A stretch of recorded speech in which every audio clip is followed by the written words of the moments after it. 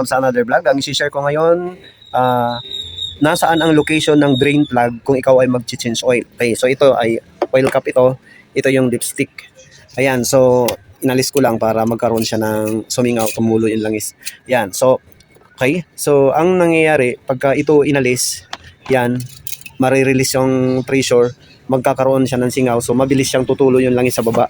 Okay, nasaan ba talaga ang drain plug ng langis? Okay, so kung baguhan ka lang na magdi-DIY, okay, nandito yung drain plug. Ayan, ito yung oil filter, ito yung drain plug.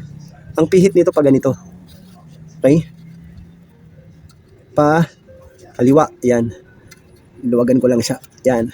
So pag ganito siya, okay, so pag inopen mo to, yan, tatapon na yung langis galing sa makina, yung old na oil. Kaya dapat may pangsalo ka dyan, okay, para hindi ka nagkakalat ng used oil. Yan, so dito yan lalabas. Ito yung kanyang drain plug. Okay, wala pa itong washer. Yan, pero kahit ganito po ito, hindi yan tumatagas dito. Ayan yung butas, yan. Yan, ibig sabihin, eksaktong-eksakto yan. Ayan. Ngayon, papatuluin. Ako kasi nagpapatulo lang ako nito. Tapos hindi ko yan hinahanginan. Ayan, kung mapapansin, dito basa yun ng langis na kasi nagtapon na ako, ano na ako ng luma. Nag-change oil na ako. So, pinakita ko lang sa inyo kung saan ang location. So, ito yan siya. Ang number nito ay 14mm. Ayan, 14mm. Okay? So, paano magbalik nito? Okay, pagkatapos po tumulo dito, okay na. Okay, nagpalit ka na rin ito. Okay? Paano gagawin? Okay, so ibabalik na lang ito. Okay? Ang pihit naman ito pakanan. Ayan. So kung tumulo na lahat, natapos na lahat, pakanan naman ang pihit nito. Ayan. Pagka hindi na kayang higpitan ng daliri, okay, doon mo na gagamitin yung 14mm na panghigpit dyan. Okay? Ayan. So back wrench ang gamit ko ito. 14mm. Ang paghigpit, yan, pakanan lang. Ayan. Pakanan. Okay. Ayan. So mahigpit na siya.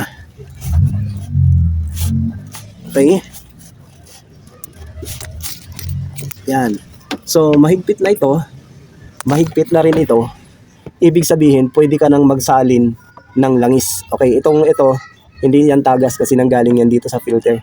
Ayan, so, ito yung drain plug. Okay? So, kung magpapalit ka ng langis at magdi-DIY ka, ito lang yun. Walang ibang pwedeng pagkunan. Okay? So, pinakamadali ito. So, ganun lang siya kabilis. Ayun, pagka mahigpit na to, yan, pupunta ka naman dito sa ibabaw. Ka naman magsasalin ng langis, okay? Pag nakapagsalin ka na ng langis, susukatin mo dito sa dipstick kung tama na ba yung kanyang level, okay? So, dito, ito lang ang maximum na level ng langis. Yan, hanggat maaari, hanggang dyan ka lang, wag kang lalampas. Okay, so, ganun lang kabilis alis ng drain plug kung kayo ay magdi-DIY, mag-change oil. So, okay, yun lang po. Paki-like lang at paki-subscribe para lumago yung channel. Maraming salamat po sa inyo. God bless.